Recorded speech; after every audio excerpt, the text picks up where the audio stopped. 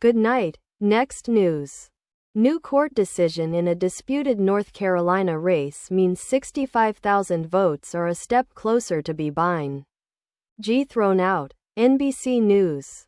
A three-judge panel of the North Carolina Court of Appeals ruled Friday that more than 65,000 votes cast in the contested race for the state Supreme Court in 2024 must be recounted and verified.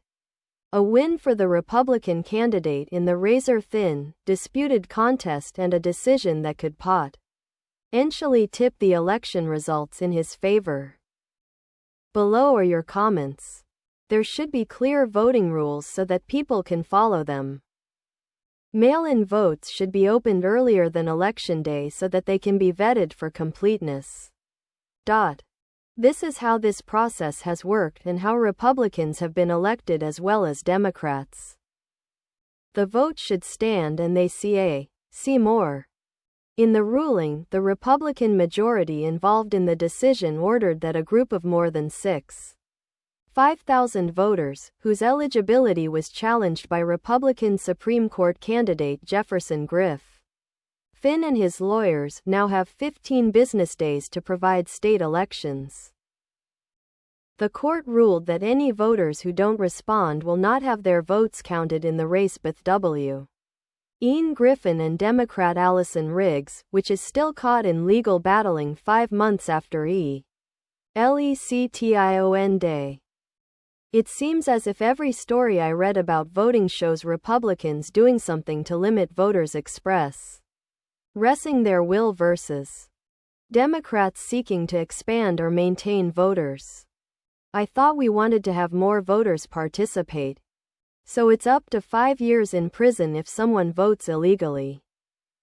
If that's the case, then there should be a law that says any government official that invalidates a legitimate legal vote receives a 5-year prison sentence for each vote. Let's see what these cheaters on the right would do then. A lot of GOP election fraud cheaters would be locked up for a long time. The court ruled that any voters who don't respond will not have their votes counted in the race between Griffin and Democrat Allison Riggs, which is still caught in legal battling 5 months after Election Day. The burden of proof should be on the accuser. They said that 65,000 votes were illegally cast. Do they have proof of this? This seems like a scam meant to alter the results of elections via an impossible task. How are they going to find 65,000 different people in 15 days and get all 65,000 people to confirm their ballot? Those people. They're not saying the votes are invalid, but instead of requiring the accuser to prove they're invalid, they're instead demanding 65,000 accused Americans prove that they're valid within 15 days or their vote doesn't count. Presuming those people are found in time, what will happen if they're not notified until there's a few days to go and they have work all week? Everyone's a bit busy trying to save up money thanks to the new trade war that's starting. The latest decision overturns a ruling by a lower state court from February that had effectively dismissed the case. In a statement, Riggs said her campaign would appeal the ruling. Doing so is all but certain to put the case before the North Carolina State Supreme Court, the same bench whose seat is at stake in the case. Republicans currently have a 5-2 majority on that court, judge shopping at its most corrupt transparency. So the burden is to prove votes valid, not that votes were invalid? Where is the burden of proof from the accusers? Once again, Republicans demanding that only votes from Democratic-leaning areas be subjected to and exclusion. This is not democracy. Do we know who these 65,000 voters voted for? Sure would be interesting. These people were allowed to vote. If the Republicans are questioning any vote, they should be the ones proving the validity of the vote. Sounds backwards to me. Judges should not be allowed to be members of any political party, and if we had even a halfway decent Electoral system in this country, there would be no reasons to check validity after an election because it would have been done before. Until safeguards are put in place to make sure every voter registration is legitimate, you will see continue to have these costly, time-consuming delays. No one in North Carolina or anywhere in the U.S. should want another person dictating how things will affect them if that person has no legal right to do so. Begin validating every voter registration on file and follow through on every new application. I hope someone will report on the result found with these 65,000. Seems like a simple matter. Are the votes legitimate? If they are, so be it. If they aren't, why did any of the offenders feel it was okay to cast a vote without proper photo ids? Rules are rules, and I don't care who wins this race, but haven't we had enough of questioning? Any complaint against either of those suggests more concern about the ability to cheat. Who's in favor of non-citizens voting or against proving who you are? Come on, it's 2025. If you haven't figured out how to get a photo id, call your town leaders and demand they provide the means for you to get one. If they refuse, call a TV station. There's no excuse. Unless you want to cheat. I read nowhere in the article that only votes for the Democrat are being questioned. If, however, attempts are made to contact those 65,000 voters and a proportionately high number of Republican votes are validated, it would suggest a large number of the Democrats' votes cast were fraudulent. In the end, don't we all want the person who really won the election elected? This will happen with both parties. It has. Remember Florida. Time for this to end. You only vote in person and must have an ID. End of discussion. Both parties will try to cheat without simple, definitive requirements to vote. Every legal vote should be counted and every illegal vote should not be counted.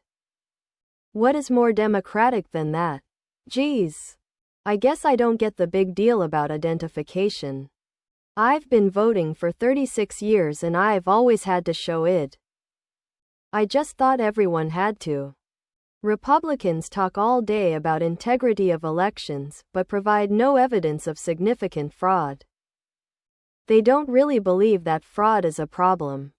All they really want to do is to disenfranchise voters, especially ones that don't look like they do. Oh. This is exactly why each state needs to get serious about voters being legally registered to vote, prove they are legal citizens who can vote, and to verify, with proper identification, that they are actually the ones casting the vote.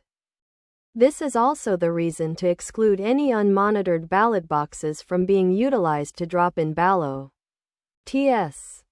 Putting these simple common sense things in place will greatly reduce challenges in the elections, and we can move on with timely swearing in those who are fairly and legally elected to serve. Simple solution to the dilemma. Vote in person with a valid ID. Problem solved. Nothing wrong with verifying elections for both sides, it keeps people honest. The exact same thing was just discovered in Orange County, California. A pattern is now established proving it is organized nationwide.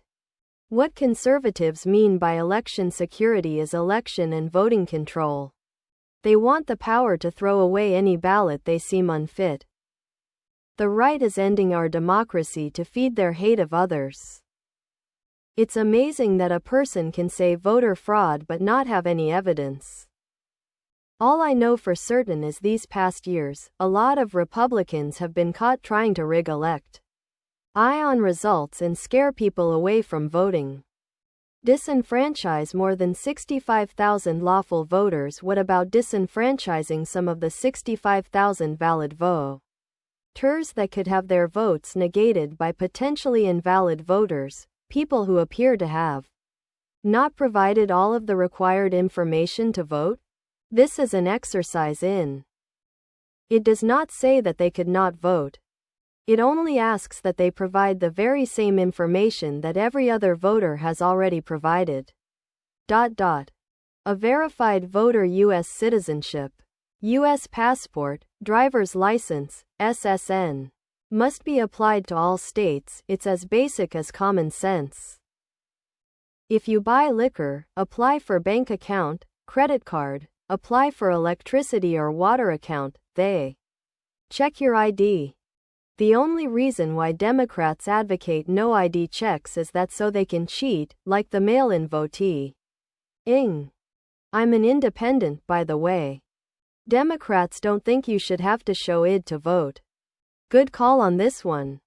Let's see how many of those 65K people will verify their eligibility to vote. I always show my ID at the time to vote. Why is that difficult to do? You show your ID everywhere else to do business.